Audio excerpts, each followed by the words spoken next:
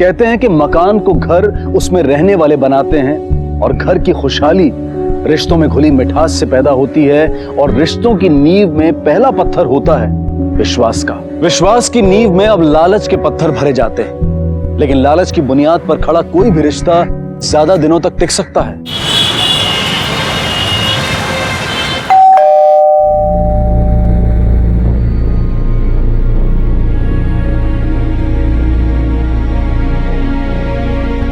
क्या हुआ तुम्हें? अरे सनी, तुम यहाँ पे टाइम पास कर रहे हो और हम वहाँ दुकान पे अकेले ही परेशान हो रहे थे। क्या हो गया? तुम दोनों का मुंह क्यों बना हुआ है? वो जिया जी, हम और दिव्या आज मिलने वाले थे। हम रेस्टोरेंट पे उसका इंतजार कर रहे थे पर वो आई नहीं। कई बार फोन भी ट्राई किया लेकिन फोन भी पिक नहीं कर रही। कॉलेज गया तो पता चला कि वो कॉलेज में भी नहीं है, और तो और उसका फोन भी नॉट रीचेबल आ रहा है। रुको, हम ट्राई करते हैं। The number you have called is currently not reachable. Phone तो नहीं लगा। रुको, हम देखते हैं।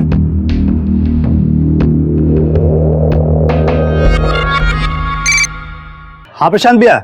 सोनू, दिव्या कॉलेज में गई थी क्या? हाँ भैया, कॉलेज ही गई थी। हम खुद ही गए थे उनके पीछे गेट तक, और जब वो चली गई अंदर तब हम वहां से लौटे थे भैया।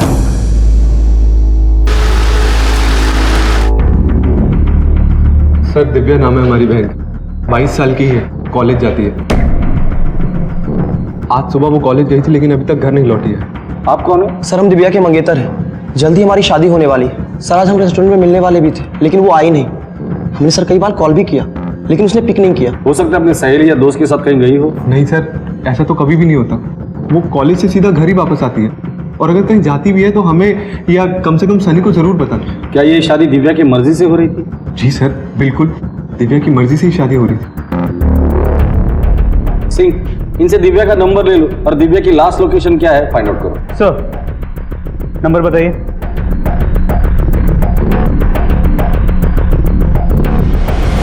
सर, दिव्या की लास्ट लोकेशन चारबाग में ट्रेस हुई।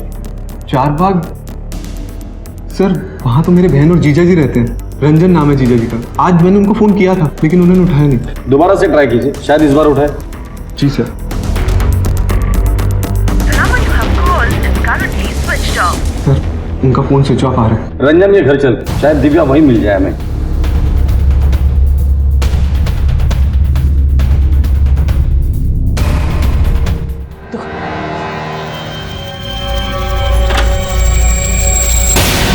दीदी, दिव्या आई थी क्या यहाँ पे? दीदी बोलो ना, दिव्या आई थी क्या?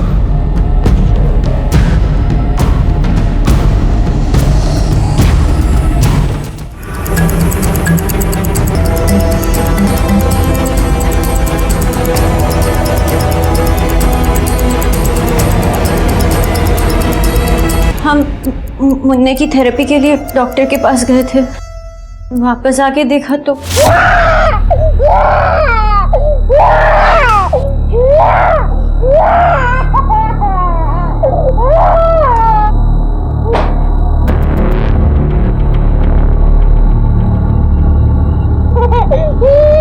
पानी लेकर आता हूं बेटा।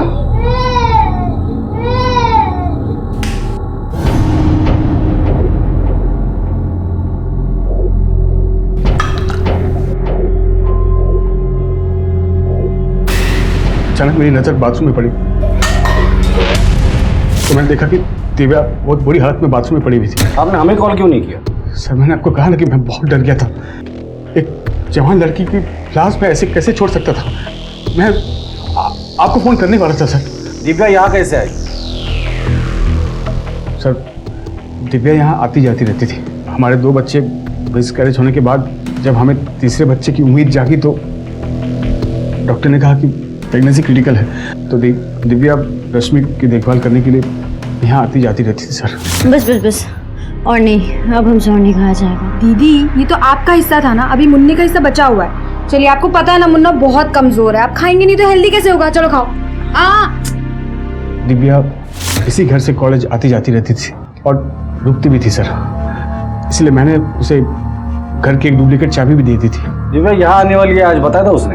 हाँ सर, उससे फ़ोन करके हमें बताया था कि वो यहाँ आने वाली है सर। ठीक है, जब तक केस की तहकीकात पूरी नहीं होती आप लोग शहर छोड़ के कहीं नहीं जाएंगे।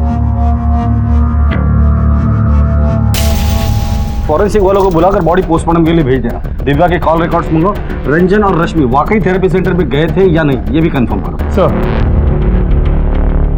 प्रशांत, दिव्या कैसे? प्रशांत, मुझे बहुत डर लग रहा है, मेरा मन बहुत घबरा रहा है। हमें यहाँ अच्छा नहीं लग रहा प्रशांत। हम यहाँ नहीं रहना चाहते। हमें और मुन्ना को यहाँ से ले चलो प्रशांत। हम नहीं रहेंगे।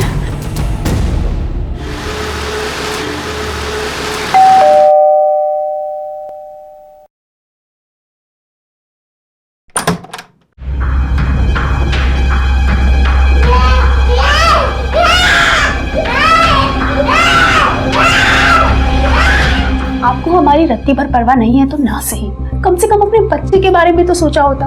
वो तो अभी तक पैदा भी नहीं हुआ है और यहाँ इस हालत में हम अपनी तो जिम्मेदारी उठा नहीं पा रहे और आपने एक और जिम्मेदारी हमारे सर पे डाल दी। तुम कहना क्या चाहती हो? आपको पता है ना कि दीदी मुन्ना को लेकर कितना परेशान रहती है। इस वजह से दिन पर दिन उनका मानसिक संतुलन बिगड़ता जा रहा है। और माँ जी को तो ना परिवार की कोई चिंता है और ना ही दुनियादारी की। तो बचा कौन है इस घर में? हम क्या कर लेंगे अकेले? देखो साधना, हम जानते हैं कि तुम माँ बनने वाली हो, लेकिन तभी तो कह रहे हैं इस घर में रखा क्या है? पति पत्नी अपने घर जाके रहे ना। देखो साधना, हम समझ सकते हैं पर तुम भी समझने की कोशिश करो। रंजन जीजाजी बीच बीच में आते जाते रहेंगे और इस वक्त हम उनकी मदद नहीं करेंगे तो फिर कौन करेगा? और कुछ ही दिनों की तो बात है। आज अगर दिव्या हमारे साथ होती तो ऐसा कोई मसला ही नहीं होता। हमारा भाई भी दिव्या की मौत से बहुत परेशान है। तुम सो जाओ, इस वक्त तुम्हारे लिए इतना सोचना ठीक नहीं है। बच्चे पर असर पड़ता है, तुम आराम कर लो। अपने जीजा रंजन के घर में दिव्या की लाश का इस तरह और ऐसी अवस्था में मिलना कई सवाल खड़े कर रहा था। एक जवान लड़की का घर में आना और फिर मौत का शिकार हो जाना काफी संदेहास्पद था। पर क्या यह वाकई एक हादसा था या फिर कत्ल को हादसे की शक्ल देकर छुपाया जा रहा था? अब तक जो बातें सामने आई थी उनसे रंजन ही शक के घेरे में था। पुलिस इस इंतहाई संजीदा केस के तमाम पहलुओं की बड़ी बारीकी से जांच कर रही थी। सर, दिव्या के कॉल रिकॉर्ड से पता चला है कि उसके और रंजन के बीच कुछ ज्यादा ही बातें हुआ करती थी। इनफैक्ट उसका आखिरी कॉल भी रंजन को ही था। और उसका मंगेतर क्या नाम था उसका? सनी। दिव्या की सनी के साथ भी बात होती थी, लेकिन रंजन के मुकाबले काफी कम। जीजा और साली का एंगल थोड़ा पेचीदा लगता है। सर, कहीं जीजा साली एंगल में कोई राज तो नहीं जिसकी वजह से दिव्या की जान गई हो? हमें आप लोगों से कुछ पूछना है। जी सर, बोलिए। आपके घर में कौन कौन रहता है? हमारी वाइफ साधना और दिव्या भी हमारे साथ ही रहती थी। और वो? सॉरी सर, मैं भूल गया, हमारी माँ है। हमारी माँ भी हमारे साथ ही रहती हैं। और जीजा जी भी आते जाते रहते हैं। रंजन जी, आप अपनी साली के साथ फोन पे बहुत बातें किया करते थे, कोई खास वजह? अपनों से बात करने के लिए किसी वजह की जरूरत थोड़ी ना होती है सर। घर के बड़े हैं हम, बातें सभी से होती है हमारी। आप चाहे तो चेक कर सकते हैं। रश्मि, तुम्हारी बहन दिव्या तुम लोगों के साथ काफी वक्त बिताती थी, लगभग रोज मिलते थे। इसके बावजूद आपके पति और आपके बहन के बीच काफी बातें होती थी फोन पर। आपको कोई आपत्ति नहीं इस बात पर? सर, जब हमारी शादी हुई थी तब दिव्या सिर्फ 14 साल की थी। रंजन उसे अपनी बेटी की तरह मानते हैं, तो अगर वो उससे फोन करते भी थे तो हमें क्या आपत्ति हो सकती है? साधना जी, आपको इस बारे में कुछ कहना है? सर, हम क्या कहें? दिव्या की शादी हमारे भाई सनी से होने वाली थी। हम तो दोनों परिवारों के लिए परेशान हैं।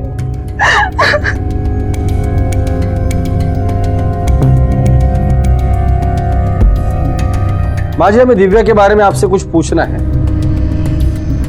माँ जी,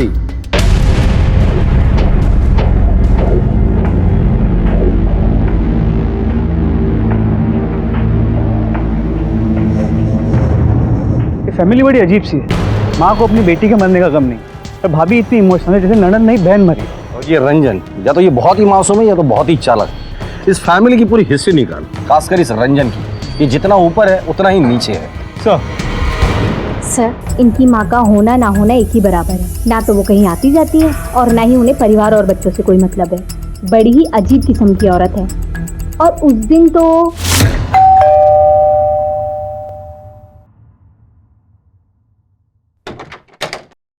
भाभी आप? हाँ दिव्या, प्रसाद लेके आए थे, पूजा थी ना घर में। ये लो, आप आइए, हम बर्तन लेकर आते हैं। हाँ। अब प्रणाम मौसी जी, अब माता रानी का प्रसाद लाए थे, लीजिए। मौसी जी, मम्मी वो प्रसाद। और उस दिन तो इतना कुछ हुआ भी नहीं था कि जमुना मौसी ने अपनी सगी बेटी को थप्पड़ खींच दिया। सगी बेटी मतलब कोई सौतेली बेटी भी? हाँ साहब, रश्मि और प्रशांत मौसी के सौतेली बच्चे हैं। उन तीनों को देखकर कभी लगता ही नहीं था कि रश्मि सौतेली बेटी है। सर कुछ दिन पहले दिव्या की सगाई हुई थी, सगाई भी बहुत जल्दबाजी में किए थे, और सर सगाई के बाद शादी भी बहुत जल्दी होने वाली थी।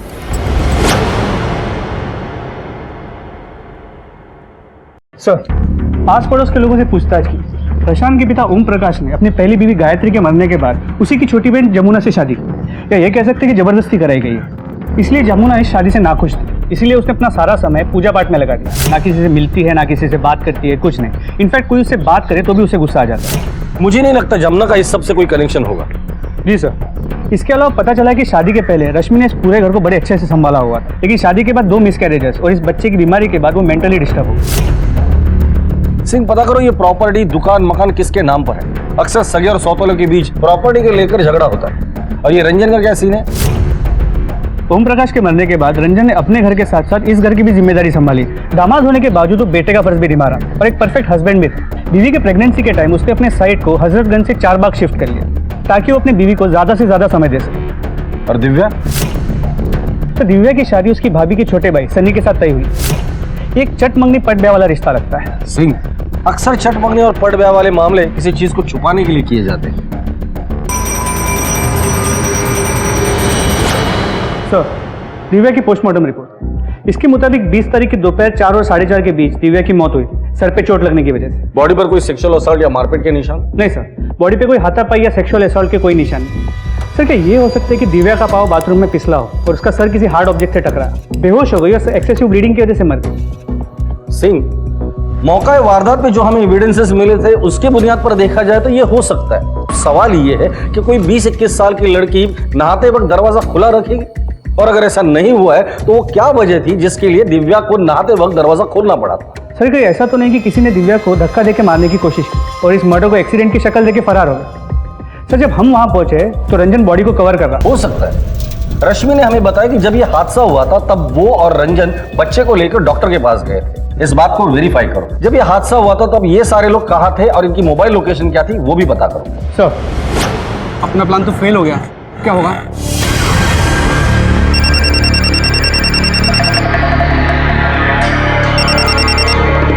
हेलो सर, ये आप क्या कह रहे हैं? सर आपने तो कहा था कि 1 महीने बाद। सर, इतना सारा पैसा मैं अचानक से कहां से कर पाऊंगा सर? थोड़ा वक्त तो दीजिए सर, मेरी परेशानियों को समझिए सर। हेलो सर, बात तो सुनिए सर। हेलो जी हाँ, रंजन जी और रश्मि जी आए थे अपने बच्चे को लेकर कल, और लगभग 3 घंटे तक वो यहीं थे। पूरे परिवार की हादसे के वक्त की मोबाइल लोकेशन चेक की, किसी की भी लोकेशन उस एरिया की नहीं। रश्मि और रंजन की मोबाइल लोकेशन उस एरिया की थी जहां वो बच्चे को थेरेपी के लिए ले गए। मैंने डॉक्टर से वेरीफाई किया। ये सनी और दिव्या की शादी जल्दबाजी में हो रही थी, दोनों के बीच कोई लव वाला एंगल था? तो इन्वेस्टिगेशन में ऐसी कोई बात सामने नहीं है। सबका कहना है कि ये चट मंगनी पट ब्याह वाला मामला है।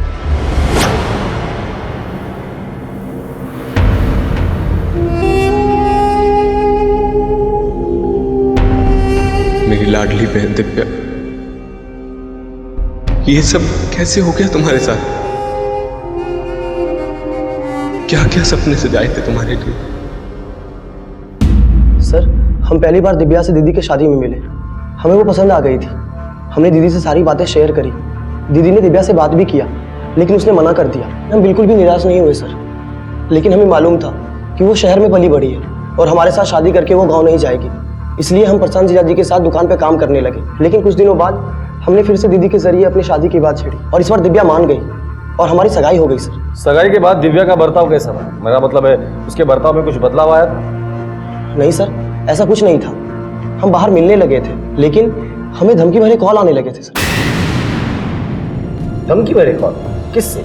वो तो हमें पता नहीं, लेकिन हाँ, बार बार हमें फोन करके धमकाने लगा। बोलता था कि दिव्या से दूर रहे, शादी मत कर उससे, वो सिर्फ हमारी है। और तो और सर, एक बार हमारा एक्सीडेंट भी हुआ था बाइक से।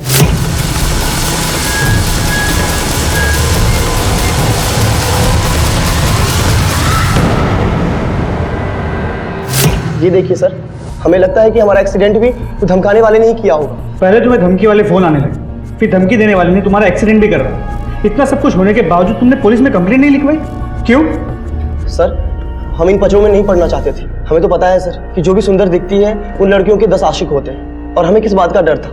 हमारे घर वाले तो हम दोनों की शादी को लेकर राजी थे। जिन नंबर से तुम्हें कॉल आते थे वो नंबर है तुम्हारे पास? हाँ सर, हमारे पास सारे नंबर सेव्ड है। ये देखिए। सिंह, इन नंबर्स पे फोन करो और पता करो वो कौन शख्स था जिस पर मजनू का भूत सवार था। सर, कौन से नंबर्स पे बताओ। सर, सन्नी से मिले सभी नंबर्स की डिटेल्स निकाल लिए। ये सभी नंबर्स किसी ना किसी पीसीओ के, लेकिन एक ऐसा पीसीओ है जहां से ज्यादा कॉल्स किए गए। लोकेशन? साहब, नंबर यहाँ का आता है, कॉल भी यहीं का होगा। उस आदमी का चेहरा याद है? यहाँ बहुत सारे लोग आते हैं साहब, हर एक का चेहरा याद रखना बहुत मुश्किल है।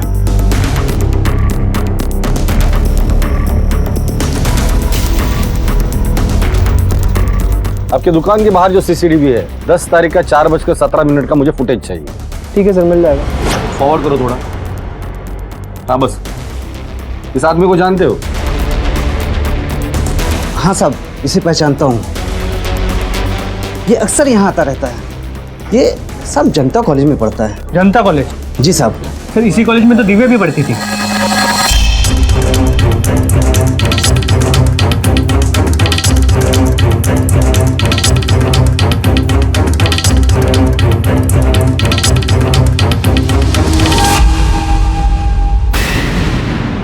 चाय पीने का बहुत शौक है ना तुझे? पुलिस स्टेशन की चाय पी के देख ले, स्ट्रांग वाली। सर, हम दिव्या से बहुत प्यार करते थे, उसके लिए हम कुछ भी कर सकते थे। 1-2 बार बोलने की हिम्मत भी की, लेकिन हम उससे बात नहीं कर पाए।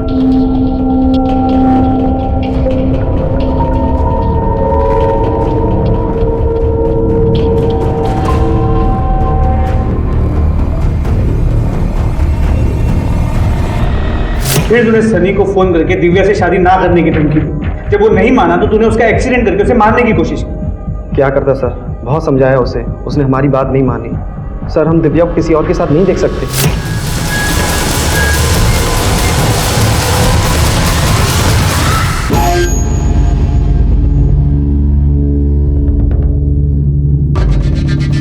सनी बच गया तो तुम्हारे पास कोई और रास्ता नहीं था, इसलिए तुमने दिव्या को ही मार डाला।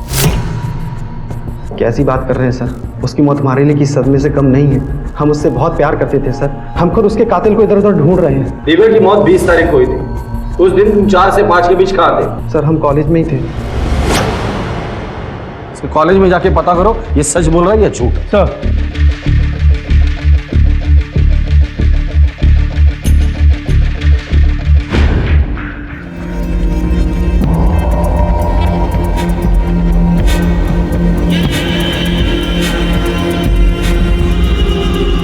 मुन्ना?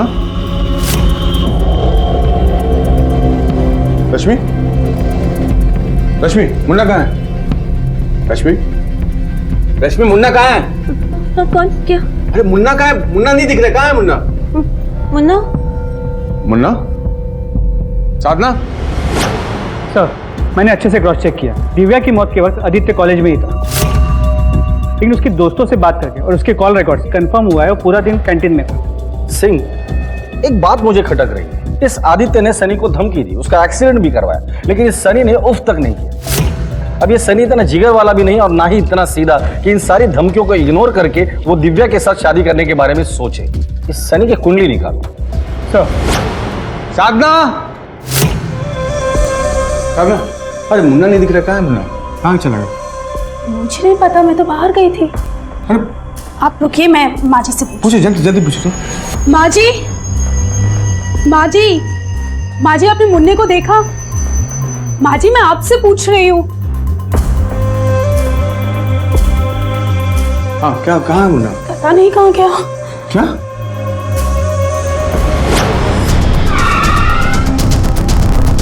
आस पड़ोस की दुकान में पूछताछ करो। सर, यहाँ कब से काम कर रहे हो तुम? बहुत साल हो गया सर, दुकान गोमती नगर में थी तब से हैं हम। और ये सनी भी यही काम करता है? जी सर, पहले वो गांव में रहते थे, लेकिन अब कुछ दिनों से यही काम करते हैं।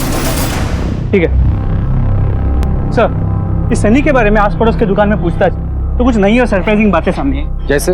सर हम ये तो जानते हैं कि दिव्या सौतेली थी और इन भाई बहनों के बीच में प्यार बहुत, लेकिन हम ये नहीं जानते कि बाप की पूरी जायदाद दिव्या के नाम पे थी और इसीलिए साधना और सनी दिव्या को अपनी घर की बहू बनाना चाहते थे। इसका मतलब सनी दिव्या को मार ही नहीं सकता।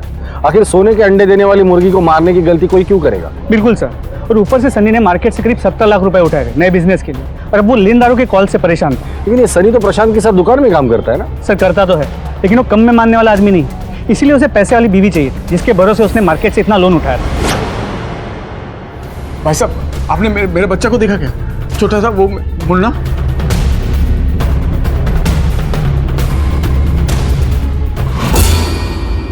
सर मेरा बच्चा नहीं मिल रहा सर। एक मिनट बैठो। सर मेरा बच्चा नहीं मिल रहा सर, मैंने उसको बहुत ढूंढा लेकिन कहीं नहीं मिला। देखिए मैं बहुत परेशान हूँ, देखिए इसका फोटो। बच्चे को आखिरी बार कब देखा था?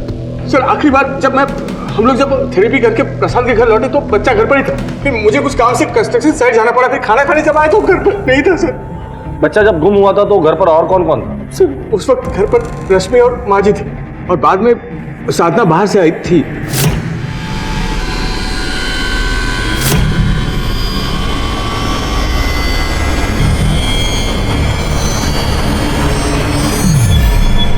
बस यही दिन देखना बाकी रह गया था। बच्चे का ख्याल भी रखो और ऊपर से ताने भी सुनो कि बच्चा मैंने खो दिया। साधना जी यहाँ वहाँ की बातें करने के लिए वक्त नहीं हमारे पास। सीधा सा सवाल पूछा है, सीधा सा जवाब दीजिए। सर हमने सुबह बच्चे को खुद दूध पिलाया था, उसके बाद हमने उसे नहीं देखा। बच्चा गायब हुआ तब आप कहाँ? सर हम पेट से हैं, चाट खाने का मन हुआ, प्रशांत को कॉल किया तो उनका फोन नहीं लगा, इसलिए सोचा कि खुद जाके नुक्कड़ की दुकान से चाट खा लेते हैं। अगर आप लोगों को हम पर जरा भी शक है तो आप जाके खुद पूछ लीजिए उस दुकान वाले से।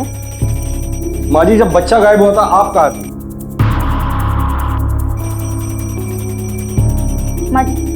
माँ जी मुंह बनाने से नाती नहीं आ जाएगा। आपके बेटी का खून हुआ है और नाती गायब है। चलिए बोलिए। कोई जिए या मरे हमें कोई फर्क नहीं पड़ता और हमें कुछ नहीं पता कि मुन्ना कहाँ गया, उसे कौन ले गया। रंजन जी हो सकता है कि आपके बच्चे को किसी ने पैसों के लिए किडनैप किया हो। अगर फिरौती के लिए कॉल आता है तो आप सबसे पहले हमें इन्फॉर्म करेंगे। वैसे हम लोग भी आपके बच्चे को ढूंढने की पूरी कोशिश करेंगे।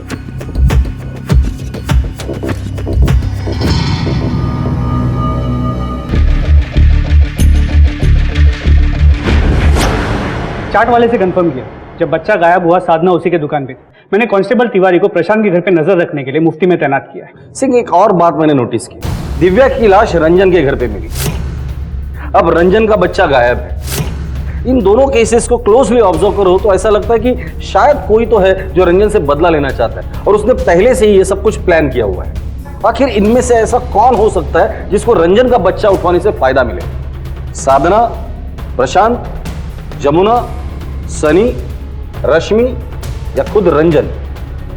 सर अगर ये किडनैपिंग रैंसम के लिए हुई तो सबसे पहला शक सनी पे जाता है, क्योंकि पैसों की सबसे ज्यादा जरूरत इसी को है और दिव्या की मौत से सबसे बड़ा नुकसान इसी का हुआ। हो सकता है अपने 70 लाख का कर्ज चुकाने के लिए इसने ही किडनैपिंग की। रंजन को अभी तक रैंसम के लिए कॉल नहीं आया। एक काम करो, इस सनी पे 24 घंटे नजर रखना, एक कांस्टेबल उसके पीछे लगा दो। ये कहाँ जाता है, किससे मिलता है, क्या बात करता है, क्या खाता है, क्या पीता है, सारी इंफॉर्मेशन मुझे चाहिए। सर एक ही परिवार में पहले एक जवान लड़की दिव्या की मौत हुई, वो भी अपनी ही बहन के घर में, और फिर उसी बहन रश्मि का बच्चा भी गायब हो गया। एक ही घर में हो रहे ये हादसे क्या संकेत दे रहे थे? सर कल रात से हमारे पति का कुछ पता नहीं चल रहा। सर वो रात को घर पर भी नहीं आए। क्या? समझ नहीं आ रहा क्या करें। अब बैठिए। आखिरी बार आपके पति की कब बात हुई आपसे? सर कल सुबह घर से नाश्ता करके दुकान के लिए निकले थे, रात को वापस घर नहीं आए। मैंने बहुत इंतजार किया सर, उनका फोन क्यों नहीं लग रहा। सोचा कि एक बार सोनू को दुकान पे फोन करके पूछ लेती हूँ, पर सोनू ने बोला कि सोनू इतनी रात हो गई है, तुम्हारे भैया घर नहीं आए। भैया तो आज आए नहीं थे। ठीक है आप जाइए, हम ढूंढने की कोशिश करें। सही हमारे पति का फोटो।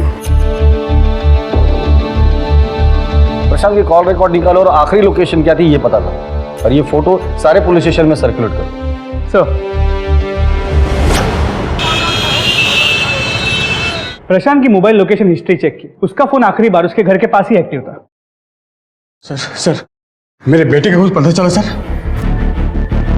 पहले आपकी साली दिव्या की मौत हुई, फिर आपका बेटा गायब हुआ, और अब आपका साला प्रशांत गायब। उसके बारे में आपने कुछ भी नहीं पूछा हमें। सर मैं अपने बेटे को ढूंढने में लगा हुआ हूँ। हाँ, मुझे पता चला कि प्रशांत भी गायब है, और सर प्रशांत को ढूंढना तो आप लोगों का काम है। रंजन साहब, हमारा काम क्या है हमें अच्छी तरह पता है। अब जाइए, हम ढूंढ लेंगे उसे। जाइए।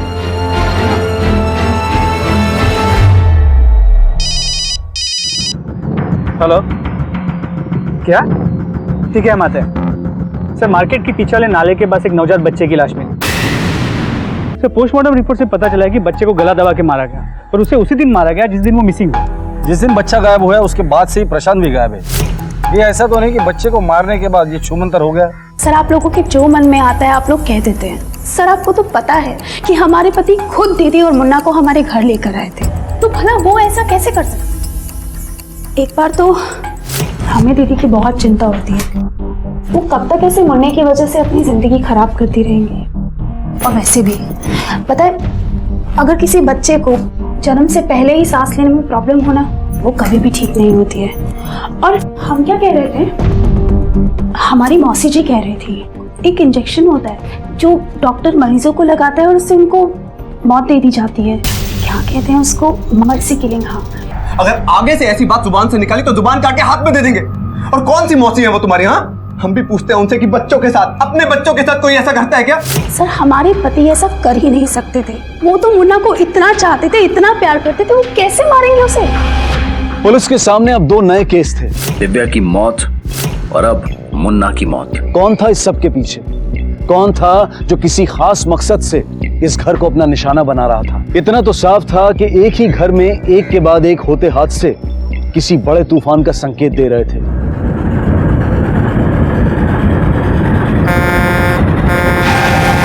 एक ही घर में 3 मौतें हो चुकी थी। दिव्या की मौत की गुत्थी ज्यों की त्यों थी, उसके बाद रंजन के बच्चे की लाश मिली, और अब प्रशांत की रोड एक्सीडेंट में मौत हो गई थी। पर क्या यह वाकई में एक रोड एक्सीडेंट था, या फिर इस मौत को एक्सीडेंट की आड़ में छिपाया जा रहा था? क्यों एक सिलसिला चल पड़ा था मौत का, तबाही का इस घर में? पोस्टमार्टम रिपोर्ट के हिसाब से प्रशांत की मौत एक्सीडेंट से तो हुई थी, लेकिन एक खास बात सामने आई। क्या? प्रशांत के सर पे कई घाव मिले, और एक घाव काफी ताजा है। लगता है कि उसके मरने से पहले उसके सर पे किसी ने वार किया था। भले प्रशांत की मौत एक्सीडेंटल डेथ है, लेकिन ये महज एक्सीडेंट का केस नहीं लगता। प्रशांत की मौत से सबसे ज्यादा फायदा सनी का होने वाला था। दुकान तो प्रशांत की थी, हो सकता है कि सनी ने प्रशांत को मारा हो ताकि बाद में वो दुकान अपनी बहन साधना से हथिया ले। पैसों की जरूरत उसी को है, जमी जमाई दुकान भी मिल जाती और सर से सारा कर्ज भी उतर जाता। उठाकर लेकर आओ इस सनी को, हमारे स्टाइल से पूछताछ करते हैं। सर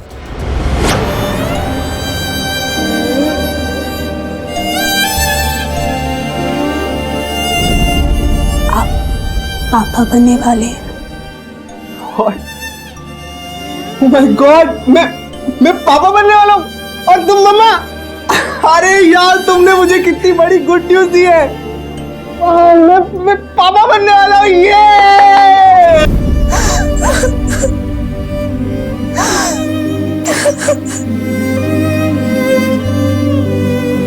सर, हम क्यों मारेंगे अपने जीजा को? हम तो अपने बहन से बहुत प्यार करते हैं, और मारना तो बहुत दूर की बात है सर। हम कभी ऐसा सोच भी नहीं सकते। प्रशांत जीजा जी के लापता होने के बाद पूरा टाइम हम शॉप पे ही रहते हैं। फिर भी आपको भरोसा नहीं तो आप सीसीटीवी फुटेज चेक कर सकते हैं, या फिर सोनू से पूछ सकते हैं सर। दुकान पे कितने घंटे रहते हो? करीब 14 घंटे। 14 घंटे। तो सनी साहब, ये सीसीटीवी फुटेज और सोनू, ये 14 घंटों का हिसाब दे सकते हैं। अब बचे 10 घंटे।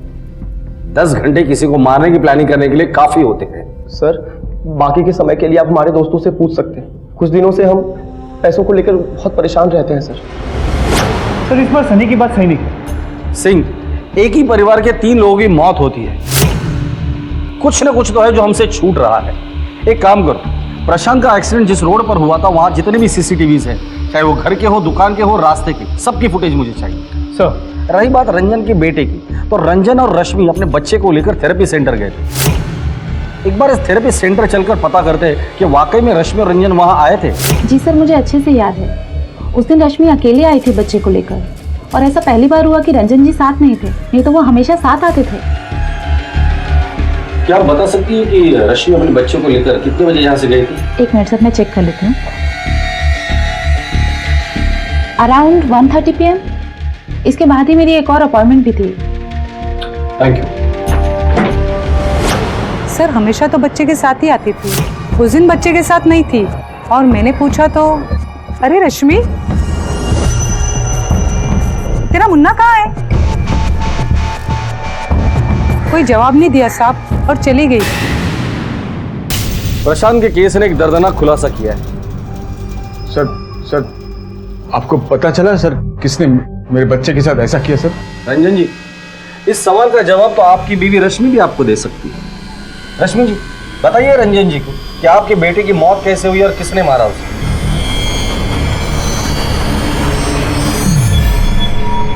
चलिए मैं आपकी मदद कर देता हूं। आपके बच्चे की मौत 2 सवा 2 के बीच हुई थी। उस वक्त बच्चे के साथ कोई नहीं था क्योंकि बच्चा घर पर था ही नहीं। दरअसल रश्मि जी बच्चे को लेकर घर पर आई ही नहीं। ठीक कह रहा हूं ना मैं रश्मि जी? रश्मि, ये लोग क्या कह रहे हैं? बोलो बोलो कि सब झूठ बोल रहे हैं। बोलो रश्मि, तुमने कुछ नहीं किया। बोलो रश्मि। हम नहीं मारा है, हम नहीं मारा अपने बच्चे को। सोचिए आपने क्या किया हमारे साथ, हमारी बहन के साथ।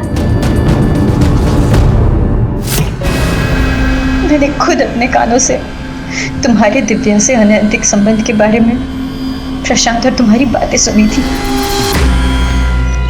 जीजा जी, जीजा जी, क्या बात है प्रशांत? क्या है? दिव्या के कबर्ड से मिला क्या है ये? बताओ क्यों मारा दिव्या को? प्रेग्नेंट थी इसलिए? प्रशांत चुप। तुम्हारा दिमाग खराब हो गया क्या? मैंने दिव्या को नहीं मारा। अगर दिव्या प्रेग्नेंट होती तो पोस्टमार्टम रिपोर्ट में पता नहीं चलता क्या?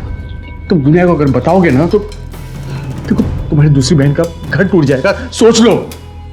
हम वही सोच रहे थे कि पहले तो दिव्या ने सनी के साथ शादी के लिए हाँ बोल दी, लेकिन बार बार उस शादी को टालती रही। समझ ही नहीं आ रहा था हमें कि क्यों कर रही है वो ऐसा। यही जानने के लिए हमने सोनू को दिव्या के पीछे लगवाया था ताकि हमें पता चले कि वो कहाँ जा रही है, किससे मिल रही है। जो आपने किया है ना उसकी सजा मैं आपको जरूर दिलवाऊंगा। मैं अभी पुलिस को फोन करता हूं। क्या बता तू? क्या लगता है ये फोन तोड़ने से मैं पुलिस को नहीं बताऊंगा? अरे मैं प्रशांत, प्रशांत, प्रशांत, हम अपने बच्चे के बारे में इतने पागल हो गए कि आपने हमारे ही सामने, हमारे घर में, हमारी बहन के साथ, इसलिए हमने मान डाला। अपने ही हाथों से अपने बच्चे को मार डाला। मार डाला।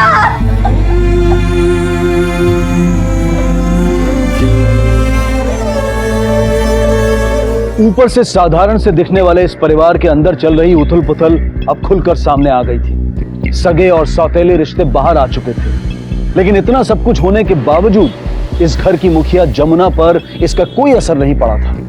आखिर क्यों? पहले दिव्या की मौत, फिर बच्चे की, और अब प्रशांत की मौत ने पुलिस की नींदें उड़ा दी। तहकीकात से ये बात साफ हो गई थी कि एक मां ने ही अपने पति की बेवफाई के तनाव में अपने बीमार बच्चे की हत्या कर दी। पुलिस को अब भी दिव्या और प्रशांत की मौत का राज जानना था। हाँ, मैं मानता हूं मेरा अफेयर था दिव्या के साथ।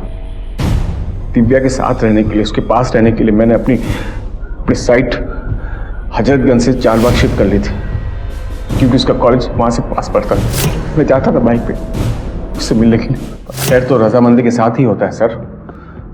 मैंने कोई जोर जबरदस्ती नहीं की दिव्या के साथ। और आप लोग बताइए कि कानून की कौन सी किताब पे लिखा है कि अफेयर करना गुनाह है? लिखा तो नहीं है, पर रंजन साहब, कोई भी गुनाह करने के पहले आप क्या कानून की किताब पढ़ते हो फिर गुनाह करते हो क्या? मैं बताता हूं आपको कि गुनाह क्या है। प्रशांत के साथ आपने जो किया ना वो गुनाह है। सर, प्रशांत की मौत एक एक्सीडेंटल मौत थी। सीसीटीवी फुटेज है हमारे पास। हाथ में डंडा लेकर उसके पीछे भाग रहे थे तुम।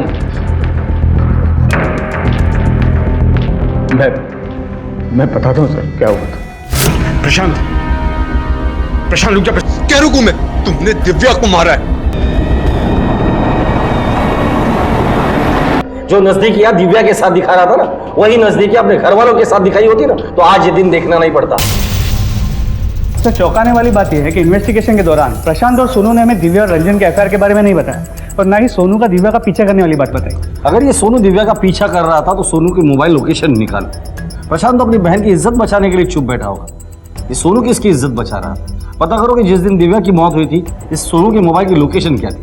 सर हम सच करें साहब, हमको कुछ नहीं पता है। तेरे मोबाइल में दिव्या के बहुत सारे वीडियोस मिले हैं, जहां दिव्या की मौत हुई थी तेरे मोबाइल की लोकेशन भी वही दिखा रही थी, और ये सबूत काफी है तुझे दिव्या मर्डर केस में अरेस्ट करने के लिए। देख, जितनी तेरी उम्र नहीं है ना, उतने केसेस सॉल्व किए मैंने। वो सब उस दिन तो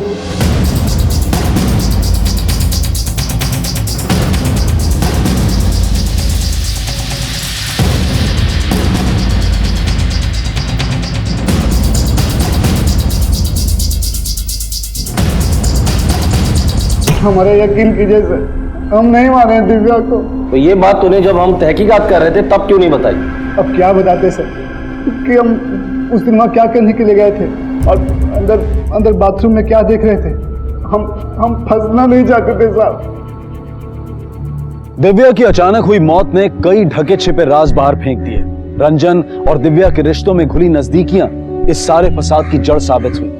रश्मि को एहसास हुआ कि बच्चे पर ज्यादा ध्यान देने से पति हाथ से निकल गया और उसने इसी तनाव में अपने ही बच्चे की जान ले ली ताकि पति का सुख पा सके। रंजन और प्रशांत के बीच भी यही तनाव उसकी मौत का कारण बना। रंजन और रश्मि को भी सजा हो गई, पर सबसे ज्यादा नुकसान में रही साधना। उसने अपना पति खोया और उसके बच्चे ने अपना पिता। जमुना ने अगर परिवार की बागडोर सही तरीके से संभाली होती तो आज ये परिवार इस अशांति का शिकार नहीं होता। हमने हमेशा कहा है कि जो है उसमें खुश रहें और जो पाना चाहते हैं उसके लिए कड़ी मेहनत करें। विलास, तुम जल्दी से बाबा को लेके आओ, तब तक मैं अंदर जाती हूँ। ठीक है। साहब। हाँ बोला। एक कंप्लेंट लिखवानी है। किस बारे में? मेरी बहन के गायब होने की। ठीक है, आई। चल मेरी बात सुन, आज जो भी बात करना वहां कर लेना, अभी ज्यादा देर हम नहीं रुक सकते। कौन गायब हुआ है? साहब, मेरी ताई। ये दोनों कौन है? ये मेरे बाबा है, ये विलास है मेरा मंगेतर। इनसे मेरी शादी होने वाली है। बैठिए। नाम क्या है तुम्हारे ताई का? आरती शिर्के, मनसे लग्न आदि अंबेडकर। कहाँ से गायब हुई है वो? अपने ससुराल से। कब से गायब है? साहब 6 महीने से। 6 महीने से? 6 महीने से आपकी बेटी गायब है और आपको कंप्लेंट करने की अब सूझी? नहीं साहब, ऐसी बात नहीं है। हमें भी आज ही आरती के ससुराल वालों ने बताया कि आरती हमारे पास 6 महीने पहले आई थी, लेकिन साहब आरती हमारे पास आई ही नहीं। आपको आज पता चला? मतलब इतने समय तक आपने अपनी बेटी से संपर्क करने की कोशिश भी नहीं की? साहब ये गलती हुई है, 6 महीने तक हमारी बेटी से कोई बातचीत नहीं हुई। आज हमने जब फोन किया तो पता चला कि वो अपने ससुराल में नहीं है। महिला सशक्तिकरण, अपनी पहचान, अपने पैरों पर खड़े होना, पुरुषों के साथ कंधे से कंधा मिलाकर चलना, ये सारी दावेदारियां आज भी हमारे समाज में खोखली लगती हैं जब हम आरती जैसी किसी लड़की की कहानी सुनते हैं। और दुख की बात तो यह है कि आंकड़ों में भी आरती जैसी लड़कियों की गिनती घटने की बजाय बढ़ती हुई दिखाई दे रही है। आज भी लड़की माँ बाप के लिए एक बोझ है जिसे वो जल्द से जल्द किसी दूसरे के हवाले कर अपनी जिम्मेदारी से मुक्ति पाना चाहते हैं। कहने को तो ससुराल और मायका 2 घर होते हैं, लेकिन एक पर भी वो अपना अधिकार नहीं दिखा सकती। क्या आरती इसी कड़ी का हिस्सा थी? क्यों उसके ससुराल वालों को और मायके वालों को उसकी कोई खबर नहीं थी? क्या हुआ था उसके साथ? क्यों उसके पिता और बहन ने पिछले 6 महीने से उससे बात नहीं की थी? आखिर क्या राज था इस सब के पीछे? तो जब इतने अरसे से आपने उससे बात नहीं की तो आज क्या जरूरत पड़ गई? मधु और विलास की शादी की तारीख पक्की करने विलास के घर वाले हमारे घर आए थे। बहुत खुशी का माहौल था, इसलिए शादी की तारीख 24 सितंबर को निकली है। अब सिर्फ 3 महीने रह गए तैयारी में। अभी डेट भी फिक्स हो गई है तो मेरी बात मानो, गुस्सा छोड़ दो, ताई को बुला लो। हाँ मधु, विलास ठीक कह रहा है। ये झगड़ा वगड़ा भूल जाओ और ताई को फोन लगाओ। ठीक है बाबा, आप लोग जैसा बोले। चलो मैं फोन लगा के देता हूँ।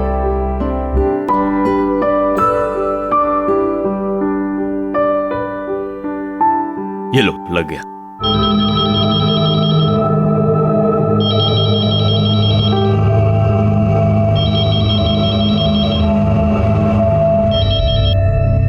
हेलो हेलो वीना ताई, मैं मधु बोल रही हूँ, आरती की बहन। चलो शुक्र है तुम लोगों को हमारी याद तो आई। देखो अब तुम दोनों बहनों का झगड़ा खत्म हो गया हो तो आरती को घर वापस भेज दो। आरती और श्वेता के बिना घर सुना सुना लगने लगा है। वापस भेज दूं मतलब?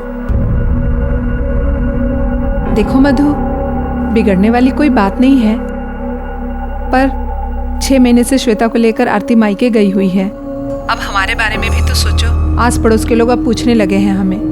पर ताई तो है ही नहीं यहाँ पे। क्या क्या हुआ मधु, क्या बोल रहे हैं वो लोग? बाबा वो कह रही हैं कि ताई वहाँ पे नहीं है। क्या मतलब 6 महीने से आरती के साथ उसकी बेटी भी गायब है? हाँ साहब। ऐसा क्या झगड़ा था तुम्हारा आरती के साथ? साहब ऐसे कोई झगड़ा नहीं मतलब कोई झगड़ा नहीं था, वो तो आपसी मनमुटाव था थोड़ा। ऐसा क्या मनमुटाव था कि आपने अपनी बेटी से 6 महीने तक बात नहीं की? साहब मैंने कई बार अपनी बेटी को फोन लगाने की कोशिश की, लेकिन मुझे डर था कि कहीं वो नाराज ना हो, इसलिए मैंने फोन नहीं लगाया। ये गलती हुई साहब, इसकी सजा आप मुझे दे सकते हैं, लेकिन मेरी बेटी को ढूंढो साहब। मुझे डर है कहीं उन लोगों ने उसके साथ। किन लोगों? उसके ससुराल वालों ने? नहीं साहब, वो ससुराल कहाँ? बार्शी में साहब।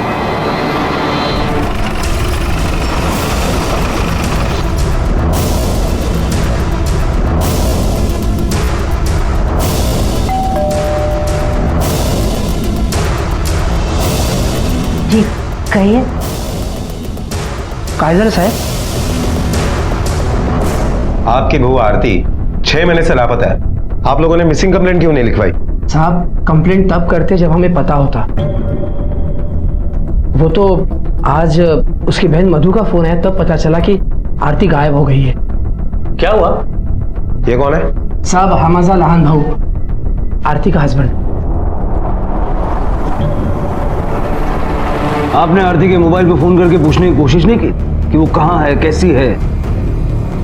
नहीं साहब। क्यों? क्योंकि उसके पास मोबाइल है ही नहीं साहब। क्या आज के जमाने में भी आरती के पास मोबाइल नहीं था? साहब मैंने उसे लेटेस्ट मोबाइल दिया था पर वो यूज ही नहीं करती थी और बिल भी भरना पड़ता था ना साहब, इसलिए मैंने नंबर ही बंद करवा दिया। तो आप लोगों ने आरती के मायके में किसी के साथ भी फोन पर बात करने की कोशिश क्यों नहीं की? साहब हम ऐसे ससुराल वाले नहीं हैं कि बहू के जाते ही दूसरे दिन मायके में फोन करके पूछे कब आ रही है कब आ रही है, और वहां भी उसे जीने ना दे। अब फोन करते तो किसे करते साहब? उस मधु को। साहब मुझे तो लगता है इस मधु का ही हाथ है हमारी आरती को कुछ करने के पीछे। किसी ने क्या किया और क्या नहीं इसका पता तो हम करवा ही लेंगे। फिलहाल तो आप मुझे आरती का वो नंबर दे दीजिए जो वो यूज करती थी। साहब मेरे पास है, मैं देता हूँ। और हमें आरती और श्वेता के फोटोग्राफ भी चाहिए। लिखा मैं सर, ये आरती और श्वेता के फोटोग्राफ्स है। आरती अपने ससुराल से कब निकली, कुछ पता चला? आरती के ससुराल वालों का कहना है कि 8 जनवरी को ही आरती अपने मायके के लिए निकली थी। मोरे, ये दोनों फोटोग्राफ्स आसपास के सारे पुलिस स्टेशन में सर्कुलेट करवा दो, देखो क्या इन्फॉर्मेशन मिलती है। आरती जिस नंबर को यूज करती थी उसके 8 महीने पुराने कॉल रिकॉर्ड्स आए हैं सर। इसमें एक ऐसा नंबर है जिस पर वो काफी बात करती थी। किसका नंबर है? सर ये नंबर किसी विलास करमरकर के नाम पर रजिस्टर है। 1 महीने में तूने 52 बार आरती को फोन किया, जबकि उसने तुझे सिर्फ 12 बार फोन किया।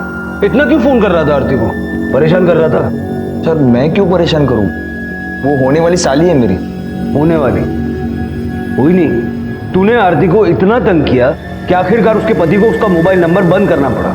सर आप जैसा सोच रहे हैं वैसा कुछ नहीं है सर। आरती और मधु का झगड़ा चल रहा था, मैं बस सॉल्व करने की कोशिश कर रहा था। ऐसा क्या झगड़ा चल रहा था जिसमें सुलह करवाने के लिए तुझे पूरा महीना आरती को फोन करके मनाना पड़ा? बोल। सर उस दिन देखिए शिरके साहब, हमारी खोली रिडेवलपमेंट में जा रही है और जैसी खबर पक्की होगी मैं उसे बेचकर एक दुकान मयूर को दूंगा। वैसे भी हमारे पास सब कुछ इन दोनों का ही तो है। किशोर जी आप भूल गए, आपने दुकान दे दी है इसको, उससे 5 दुकानें हो गई इसकी। शर्म करो शर्म करो, हद होती है झूठ बोलने की। इतने साल हो गए लटका के रखा है हमें। नहीं इस बार सच में देने वाले। तू गप्पा बसा। देखिए अगर बिल्डर बाबा को इतने सालों से लटका के रखा है इसका मतलब ये नहीं कि आप बाबा की बेइज्जती करते जाएंगे। मधु, ये क्या तरीका हो बड़ों से बात करने का? तुझे तमीज नाम की कोई चीज है भी या नहीं? ताई मुझे तमीज सिखाने की बजाय अपने ससुराल वालों को देखिए। जो कि दहेज के लिए बाबा की बेइज्जती किए जा रहे हैं। अरे देवा देवा, अरे आरती बता इसे, हमारे ऊपर दहेज लेने का इल्जाम लगा रही है। अरे शादी होने के बाद कभी हम तुझे परेशान किया? कभी पूछा दहेज के लिए? अरे हमें क्या पता पूछा है कि नहीं पूछा है, लेकिन हम जब भी यहाँ आते तब आप ऐसे ही हमारी बेइज्जती करते रहते हैं। मधु, क्या बक रही है तू? अगर तुझे तमीज नाम की कोई चीज है नहीं तो यहाँ से निकल जा, फिर यहाँ आने की कोई जरूरत नहीं है। ठीक है, नहीं आऊंगी, लेकिन आप भी हमारे घर मत आना, रहिएगा अपने इज्जतदारों के साथ। तू होती कौन है मुझे रोकने वाली? वो घर तेरा नहीं बाबा का है। एक नहीं 1000 बार आऊंगी मैं। नहीं आती, नहीं जाओगी तुम वहाँ, और आइंदा इसकी शक्ल देखने के लिए भी तरसोगे तुम लोग। कभी नहीं आएगी वो। साहब, मुझे पता था कि विलास ताई को फोन करता था, लेकिन उसे लगता था कि अगर हम दोनों बहनों का झगड़ा खत्म नहीं हुआ तो हमारी शादी की डेट आगे बढ़ सकती है। मतलब विलास को समझ में आ गया था कि आरती मानने वाली नहीं है, और इसीलिए उसने आरती को गायब कर दिया। साहब, विलास ऐसा नहीं कर सकता। वो हम दोनों बहनों के बारे में कभी बुरा नहीं सोच सकता। मुरे, मेरे करियर का ये पहला ऐसा मिसिंग केस है जो इतना पेचीदा है। सर, मुझे लगता है कि ये दोनों फैमिलीज हमसे झूठ बोल रही है, क्योंकि ये बात हजम नहीं हो रही है कि पिछले 6 महीने से किसी ने भी आरती की पूछताछ करने की कोशिश नहीं की। सर, कहीं ऐसा तो नहीं कि ये केस मिसिंग का ना होकर किडनैपिंग का हो? नहीं मुरे, अगर ऐसा होता तो फिरौती का कॉल जरूर आता। सर, अगर ऐसा है तो ये भी हो सकता है कि आरती का किसी के साथ अफेयर चल रहा हो और आरती अपनी मर्जी से उसके साथ चली गई हो। मुरे, अगर आरती मयूर को छोड़ के किसी और के साथ रहना चाहती थी तो अपनी बेटी को क्यों साथ ले गई? सच कुछ और ही है, और इतना तय है कि आरती के साथ जो कुछ भी हुआ वो सोलापुर और बार्शी के बीच में हुआ। जरा पता करो 8 जनवरी को कोई ऐसा रोड हादसा हुआ है क्या जिसमें 6-7 साल की बच्ची और उसकी मां इन्वॉल्व हो? Okay sir.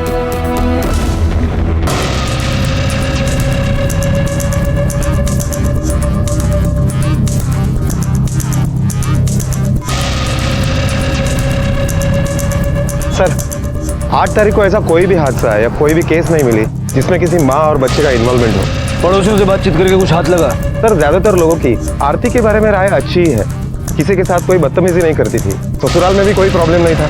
हाँ, 1-2 लोगों का कहना है कि बहुत एटीट्यूड में रहती थी, बहुत घमंड था उसे। मामा, तुम चाह दे, इसका मतलब है कि घूम फिर के हम फिर वहीं आ गए। सर, आरती के बारे में एक नई बात पता चली है कि वो शादी से पहले किसी डॉक्टर शाह के यहाँ पर काम करती थी, और इसी वजह से उसे मेडिकल का नॉलेज भी था। डॉक्टर शाह? आरती शिर्के, मतलब आरती अंबेकर, आपके क्लिनिक में काम करती थी? जी हाँ, आरती मेरे ही क्लिनिक में काम करती थी, और यहीं पर मयूर ने आरती को पसंद भी किया। इंस्पेक्टर, आरती बहुत अच्छी लड़की। क्या शादी की वजह से उसने काम छोड़ दिया? जी नहीं, ऐसी बात नहीं है। शादी के बाद भी उसने नौकरी कंटिन्यू की, लेकिन जब वो प्रेग्नेंट हो गई तो उसने काम छोड़ दिया। इनफैक्ट उसकी बेटी श्वेता मेरे ही क्लिनिक में पैदा हुई। उसके बाद वो वापस आई थी काम पर? जी नहीं, लेकिन हाँ, उसके कुछ महीनों बाद वो अपनी बहन मधु को यहाँ लेकर आई थी, और उस दिन यहाँ बहुत शोर शराबा भी किया। शर्म नहीं है तुम दोनों को ये सब करते हुए? ताई, हम आपकी मदद लेने आए हैं, गालियां सुनने नहीं। अगर आप हमारी मदद कर सके। मधु, अबॉर्शन का मतलब भी जानती हो तुम? और तुम्हारी हिम्मत भी किसी शादी से पहले ये सब करने की? मुझे पता है तुमने इसे भड़काया होगा। नहीं ताई, सोचा होगा कि जो कुछ भी होगा इसे झेलना होगा, तुम तो साफ बच जाओगे, है ना? ताई, ये क्या कह रहे हो आप? सोचा था आप बहनों में हालत समझोगी मेरी, लेकिन आप तो। चलो विलास, चलो यहाँ। हाँ, जाओ। आरती, तुम रो क्यों रही हो? और वैसे भी आजकल ये आम बात हो चुकी है, तुम्हें उसे डांटने के बजाय समझाना चाहिए। चलो बुलाओ उसे, और तब तक मैं नर्स को बोलकर अबॉर्शन की तैयारी करवाता हूँ। अबॉर्शन में कितनी तकलीफ होती है ये वो नहीं जानती, इसलिए इतने आराम से कह रही। जिस पे बीतती है उसको पूछो। तुम ये सब कैसे कह सकती हो? कहीं तुम्हारा अबॉर्शन? मुझे लेट हो रहा है, मैं चलती हूँ। सर, हमारी इंक्वायरी मधु और विलास के खिलाफ ही जा रही है। ये भी हो सकता है कि इन दोनों ने आरती और श्वेता के साथ कुछ किया हो और अब हमारे सामने कबूल करने से मना कर रहे हो। बिल्कुल हो सकता है, क्योंकि आरती को इन दोनों का रिश्ता पसंद नहीं था, दोनों के पास मकसद था। सर, एक बस कंडक्टर ने आरती का फोटो पहचाना है, त्याला मी घेऊन आलोय. घेऊन आतमध्ये आणा. ठीक है सर. हाँ सर, मैं सोलापुर से मुंबई के लिए बस लेके गया था. यही थी ना वो? इसके साथ एक 6-7 साल की बच्ची भी थी. हाँ सर, मुझे साफ साफ याद है. यही औरत बैठी थी बस में और इसके साथ एक छोटी लड़की थी. लेकिन साहब वो औरत कुछ बोल नहीं रही थी, शांत शांत लग रही थी. कहाँ का टिकट लिया था उसने? साहब मुझे ऐसे लग रहा था कि औरत कुछ सदमे में थी, तो मैंने बच्ची को पूछा, तो बच्ची ने कहा कि बस जहाँ तक जा रही है वहाँ का टिकट दे दो। तो फिर मैंने उन्हें मुंबई के 2 टिकट दे दिए। मुंबई में लास्ट स्टॉप पे उतरे थे? नहीं साहब, मुंबई तो पहुंची नहीं, पता नहीं बीच में कहाँ उतर गई। मुझे ऐसा लगता है कि हाईवे पे जब बस चाय पानी के लिए रुकी ना, तभी ये दोनों उतर गई। सोलापुर से मुंबई तक जहां जहां तुम्हारी बस रुकी सभी जगहों के नाम लिखवा दो, पढ़े लेंगे। Okay sir. मोरे, इन सभी पुलिस स्टेशन से कांटेक्ट करो। Okay sir.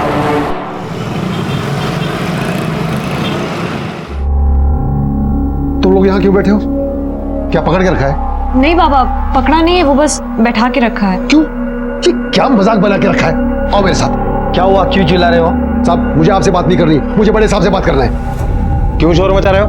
क्या हुआ? मुझे बड़े साहब से मिलना है। इन लोगों को क्यों बुला के रखते हैं आप? क्या जुर्म किया इन लोगों ने? देखिए, ये पुलिस स्टेशन है, आवाज कमी करा। साहब, ये गुंडागर्दी है, नाइंसाफी है। एक तो 6 महीने से मेरी बेटी गायब है और ऊपर से मेरी बेटी और दामाद को रोज पुलिस स्टेशन बुलाकर से बिठा के रखते हैं। देखिए साहब, अगर आप मुझे बड़े साहब से नहीं मिलाएंगे तो मैं अपनी जान दे दूंगा यहाँ। बाबा, आप शांत हो जाइए। बाबा, आप समझने की कोशिश कीजिए, पुलिस अपना काम कर रही है। अरे क्या काम करती है? हम गरीबों को और दबाती है, हमारा दुख दूर नहीं करती है। 3 दिन से मैं सोया नहीं हूँ, पता नहीं किस हाल में मेरी बेटी होगी, कहाँ होगी, कोई फिक्र नहीं कर रहा उसकी। आपको अपनी बेटी की बहुत फिक्र है ना? 3 दिन से आप सोए नहीं हैं, शायद खाना भी नहीं खाया होगा। लेकिन इन 3 दिनों में अपनी नातिन के बारे में न तो आपने पूछा न बताया। ऐसा क्यों? जवाब नहीं है।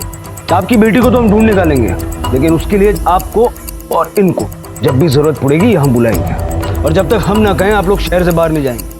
अभी जाइए। चलो। मोरे, ताज्जुब की बात, 6 महीने से आरती अपने ससुराल से गायब है। उसके ससुराल वाले और मायके वाले आरती को ढूंढने की बात तो कर रहे हैं, लेकिन किसी को श्वेता की नहीं पड़ी। उनके परिवार का इकलौता बच्चा गायब है और कोई उसका जिक्र तक नहीं कर रहा। Thank you sir. Hello sir, देखा आपने, आजकल गरीब से गरीब आदमी को भी मोबाइल की जरूरत और आदत है। जबकि आरती के हस्बैंड का कहना है कि आरती के पास इसलिए मोबाइल नहीं था क्योंकि वो उसे यूज ही नहीं करती थी और बेकार में बिल भरना पड़ता था। जबकि मयूर की खुद की मोबाइल की दुकान है। सर, मुझे लगता है कि आरती के गायब होने के पीछे जरूर कोई साजिश है। हो सकता है कि जानबूझ के उसने आरती का फोन बंद करके रखा हो, वरना मयूर की दुकान में तो इतने सारे मोबाइल पड़े होंगे, कोई भी उठा के दे सकता है। मोरे, इस मयूर की दुकान है कहाँ? ये लीजिए ना, फिर ये भी आपके बजट में बैठ रहा है। एक काम करो ना, कदा दुसरा दाखवा ना।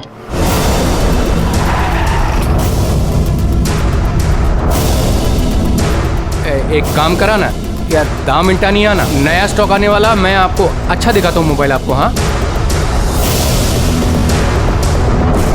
साहब, आरती का कुछ पता चला? नहीं, अब तक तो कुछ नहीं पता चला, लेकिन जल्दी पता चल जाएगा। वैसे मैं एक पर्सनल काम के लिए तुम्हारे पास आया हूँ। मैं अपने बीवी को मोबाइल गिफ्ट देना चाहता हूँ, और तुम तो मोबाइल के बारे में बहुत कुछ जानते हो।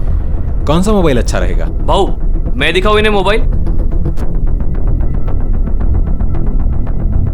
मैं संभालता हूँ ना यहाँ, तू जा अंदर काम कर। हाँ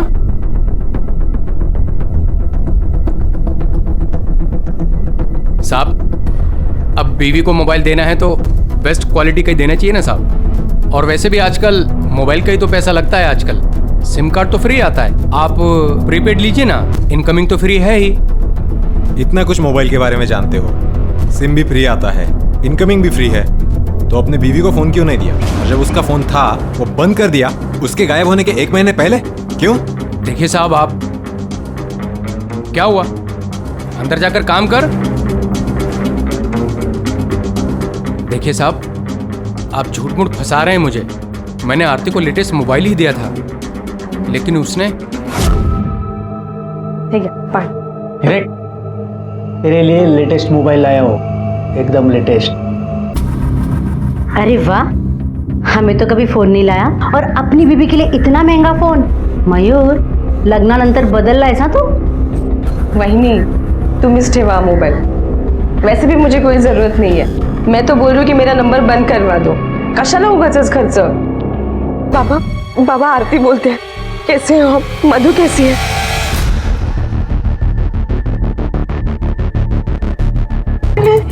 अरे काय गोंधळ चाललाय? वही नहीं, ये देखो, हमारे बारे में अपने बाप से चुगली कर रही थी, शिकायत कर रही थी हमारी। अरे तूने उसे फोन ही क्यों लेके दिया? फोन उनटाक तो फोन। कचरा फूडू, हाँ? ये तो सेकंड हैंड में भी बिक जाएगा। एक काम करता हूँ, इसका ना नंबर ही बंद करवा देता हूँ। फिर देखता हूँ कैसे फोन करती है। नंबर बंद करके कोई फायदा नहीं है। सुहाना नहीं थी, उसे तो मैं सबक सिखाऊंगा। हमारे समाज ने बड़ी चालाकी से ग्रंथों और मंदिरों में औरत को देवी घोषित कर दिया और घरों में उनकी हालत जानवरों से भी बदतर कर दी। एक से एक भयानक तरीके निकाले उन्हें प्रताड़ित करने के। दिमाग को इस कदर गुलाम बना दिया कि वो अपना हक मांगने से भी डरती है। वो सिर्फ बोझ, जिम्मेदारी और बड़ी आसानी से खानदान को बेइज्जत करने का सामान है। और यही सोच शायद आरती पर भी हावी थी। इसीलिए उसने अपने पिता के घर से डोली और पति के घर से अर्थी निकलने की कहावत को सच करने के लिए अपने आप को ही मार लिया था। और उसके साथ साथ उसकी बच्ची भी पिस रही थी। एक नर्क से निकलकर वो दूसरे नर्क में जा पहुंची थी। उसके साथ क्या हुआ था, क्यों हुआ था, अब वो कहाँ है और किस हालत में है, पुलिस इस सब की तलाश में जुटी थी। और धीरे ही सही पर सफलता उनके हाथ लग रही थी। जगन, हाई। ओ भाऊ, देख, ये मोबाइल ये एड्रेस पे दे क्या? ठीक है। आणि त्यांना सांग मोबाइल अच्छा चल रहा है, काही प्रॉब्लम नहीं।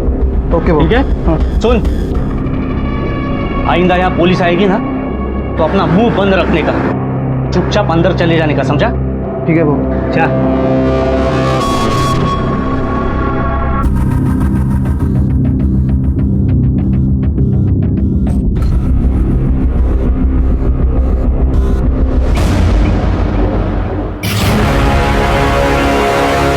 सगळं काही खरं सांगायचं, वरना यहाँ से साबुत नहीं जाएगा तू। साहब क्या बताओ साहब, मुझे तो मालूम भी नहीं आप क्या पूछ रहे हो साहब। मैं समझाता हूँ क्या बोलना है। मयूर की दुकान पे काम करता था ना तू, उसके घर भी आता जाता होगा, बहुत कुछ देखा सुना होगा। जो कुछ भी जानता है ना वो सच सच बता, वरना श्वेता और आरती को गायब करने के जुर्म में अंदर कर दूंगा। साहब मैं क्यों आरती वहीनी को गायब करूंगा साहब, वो तो कितनी अच्छी थी साहब। जब भी भाव के लिए डब्बा लेके आती थी तो मेरे लिए भी डब्बा लाती थी साहब। पर पिछले 2 साल से उन्होंने दुकान में आना बंद कर दिया साहब। तो भाव का डब्बा लेने मैं ही घर पे जाता था। एक दिन जब घर पे डब्बा लेने गया तो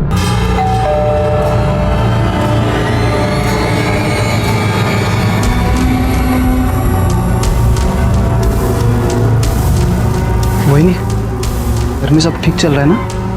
सब ठीक है, ये डिब्बा लो और जल्दी जाओ, भाऊ को भूख लगी हुई है। जी ठीक है। कितने दिन पहले की बात है? यही कोई साहब 10-11 महीने पहले की बात है। उसके बाद दुकान में क्या हुआ? साहब दुकान में जाके मैंने मयूर भाई को सब बताया। फिर भाऊ। हाँ बोल। भाऊ वो मैं घर पे खाना लेने गया था। हाँ। तो मैंने देखा कि आपके भाऊ आरती भाभी को जबरदस्ती कर। साले, मैंने तुझे घर खाना लाने के लिए भेजा था और तू वहां जाकर ताकझाक कर रहा है। नहीं भाऊ। हाँ? बदनाम करने की कोशिश कर रहा है हमें? नहीं। ये अपने काम से काम रख, समझा? आइंदा ऐसा किया ना तो उसी वक्त नौकरी से निकाल दूंगा, समझा? मोरे पूरी शिरके फैमिली को उठाओ, क्योंकि अगर जगन की बात सच है तो हो सकता है कि इन्हीं लोगों ने आरती और श्वेता को गायब किया हो। और जितना जगन ने बताया वो उस अत्याचार का सिर्फ एक हिस्सा है जो आरती ने झेला है। उससे कहीं ज्यादा अत्याचार इन लोगों ने आरती पे किया है।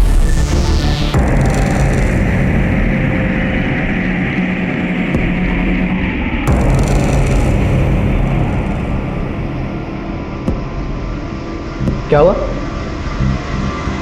असे घाबरलेले का दिसत? घाबरू नको तो काय करू, वो कमीनी पेट से है। क्या क्या क्या? मुझे क्या पता किसका बच्चा है वो? आपका भी हो सकता है। देख, बच्चा किसी का भी हो, वो बच्चा नहीं चाहिए।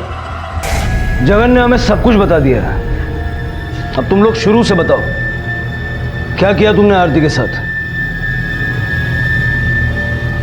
मोरे ये लोग ऐसे नहीं मानेंगे, इनसे अपने तरीके से बोलो। हमने कुछ नहीं किया। मारो। सब मत मारे साहब, मैं बताती हूँ। सब हमने कुछ नहीं किया। वो पागल हो गई थी और पागलपन के दौरे में अपनी बेटी के साथ घर छोड़ के चली गई। पागल हो गई थी या तुमने पागल कर दिया? वो पागल क्यों हुई थी इसका पता भी हम लगा लेंगे। तू ये बता, तेरी बेटी भी लापता हुई है लेकिन तुझे उसकी फिक्र नहीं होती, क्यों? क्योंकि मुझे पता नहीं वो मेरी बेटी है। बहुत की साहब,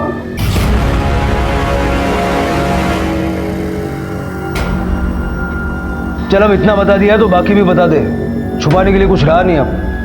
अरे मयूर, क्या झूठ बोल रहा है तू? बोल, तेरा भाव आरती के साथ जबरदस्ती करता था ना? हाँ, वो आरती का रेप करता था, लेकिन तू चुप रहा क्यों? पर बाबा तो बोल रहे हैं ना कि वो पैसे दे देंगे। कभी देना पैसे? तुम हमेशा सिर्फ यही कहती हो। जिसने आज तक पैसे नहीं दिए वो क्या अब पैसे देगा? मयूर कुछ तो बोलो ना, तुम चुपचाप क्यों बैठे हो? मैं क्या बोलूं? सही में बोल रहे हैं ये दोनों। तेरे बाबा बेवकूफ तो बना रहे हैं हमें। और एक बात सुन, ये दोनों सिर्फ मेरे भाई और भाभी नहीं है, बल्कि मेरे आई बाबा है जिन्होंने पाला है मुझे आज तक। बहुत एहसान किया है इन्होंने मुझ पर। तुम लोगों के अत्याचार की वजह से जब वो पागल होने लगी तो तुमने उसे घर से भगा दिया? नहीं साहब, हमने उसे नहीं भगाया। वो कब चले गए हमें पता नहीं। मोरे, इनको इतना मारो कि इनकी सारी हेकड़ी निकल जाए। इनको समझ में आना चाहिए कि एक मासूम लड़की के साथ इन्होंने क्या किया।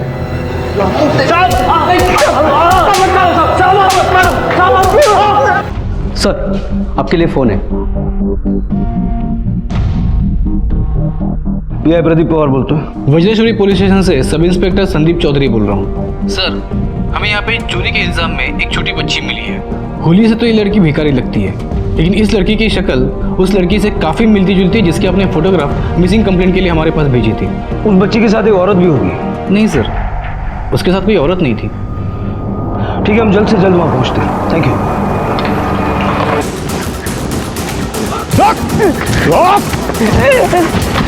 ठीक तरह से चल नहीं सकता, भगते रोक।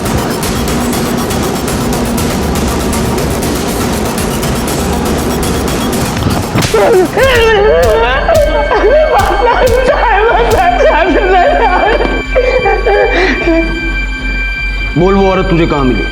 शुरू से लेकर के अब तक की पूरी कहानी बता, वरना तेरी एक टांग टूटी है, दूसरी हम तोड़ देंगे। बता दो सब, बता दो। वो आरती सब पहले से ही पागल थी। तेरे जैसे घटिया लोगों की वजह से डिपार्टमेंट का नाम खराब होता है। हेलो, क्या सर, आरती हॉस्पिटल से भाग गई। क्या? जो औरत अपने पैर पे खड़ी नहीं हो सकती वो भाग कैसे गई? सर, शिर्के फैमिली तो लॉकअप में बंद है और राजू और शांताराम भाई हमारे पास ही है, तो ये काम किसका हो सकता है? मधु और विलास हॉस्पिटल ले जाओ। साहब, लेके जाओ इसको।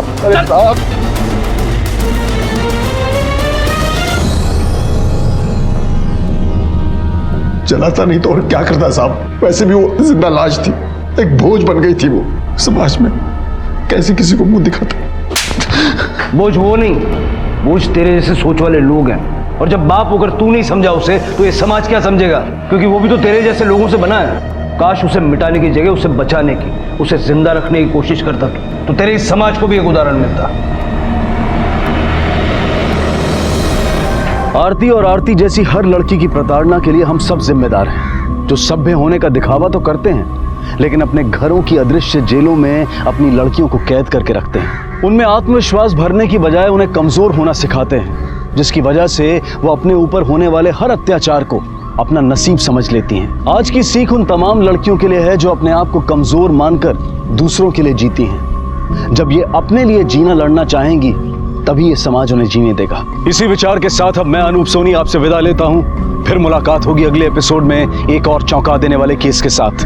तब तक अपना और अपने परिवार का ख्याल रखें और देखते रहें क्राइम पेट्रोल डायल 100। सबक एक को, सीख हम सबको।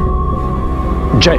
क्राइम पेट्रोल के और भी दिलचस्प कहानी देखने के लिए हमारे चैनल को सब्सक्राइब करें और बेल आइकॉन दबाना न भूलें।